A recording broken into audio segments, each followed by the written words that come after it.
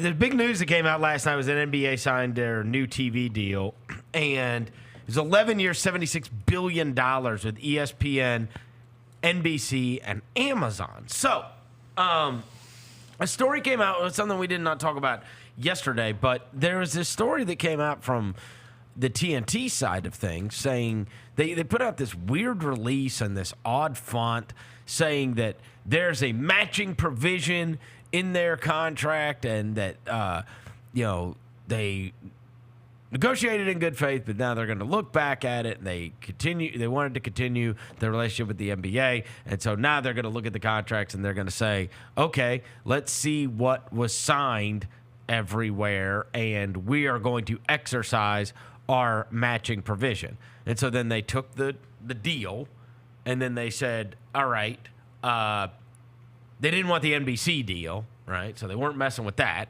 And they didn't want the ESPN ABC deal. So those two are in the clear, 100 million %. They are getting NBA basketball, right? That's where we are going to be watching games going forward after this season.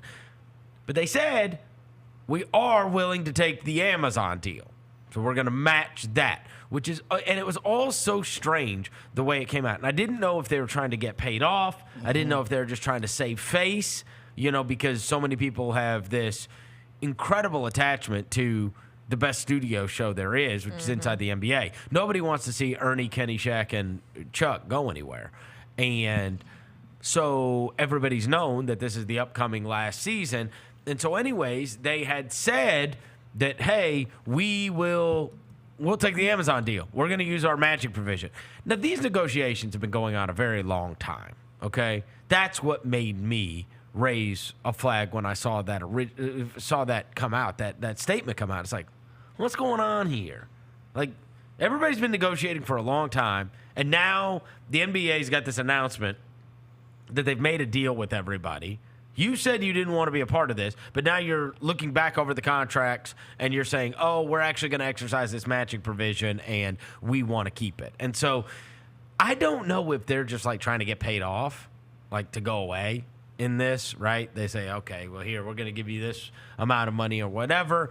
Or if they actually do want to match and be a part of it. Now, the truth is, I think what's probably going to happen, and this will all end up in court, is they can't match because Amazon is going to be doing so much more than what they are capable of doing, and they have all that streaming capability. So in the end, the NBA wanted the Amazon deal. That's what they wanted.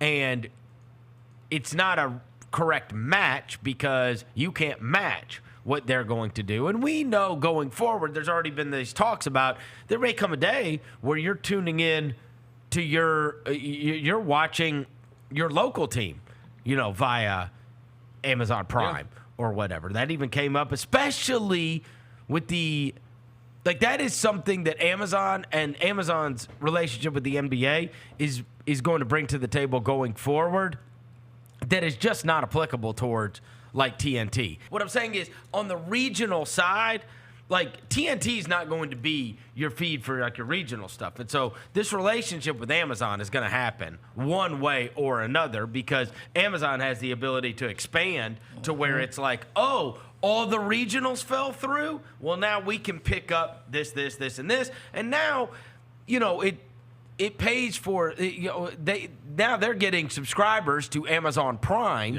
and that helps commerce-wise, and I've talked about this in the past, that I do think that in many cases throughout what we are seeing, like the model used to always be, and that goes for here, for there, for anywhere, especially in media. It used to be, I get this property, I have to sell the ads, I sell the ads and whatever, right? And now, so much of it seems to be commerce-based, right? Where it's not exactly a money in, money out. Here's how many ads I sold for this. Because my vision, what I think is going to end up happening, is what we're going to see is especially in the Amazon case, right?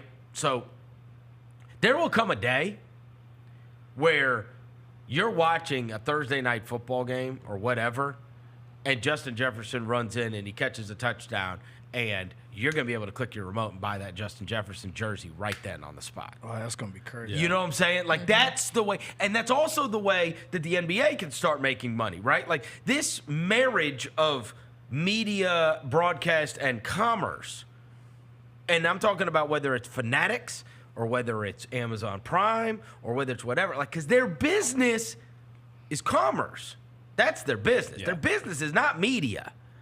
But having the media properties is bringing this many more customers, this many more eyeballs, this many more, and that they can almost write that off as we are funneling you to buying what we want you to buy, Yeah. right? And that's the case with, I think in many cases you are attaining customers, but those customers aren't just paying you for your media rights. They are actually spending, because for every customer, they're spending X number of dollars more. Because once you get your hooks in somebody with Amazon Prime, and they realize that they can order every school supply and it will be at my house tomorrow. Yeah. I mean, it's the way it goes. The more people right? you think like And already so- have Amazon Prime now than they do like. I feel There's like no question. Like some people are like unplugging from cable, but I feel like everybody had Amazon I was Prime account. absolutely blown away when I found out when they showed the numbers for the NFL games last year.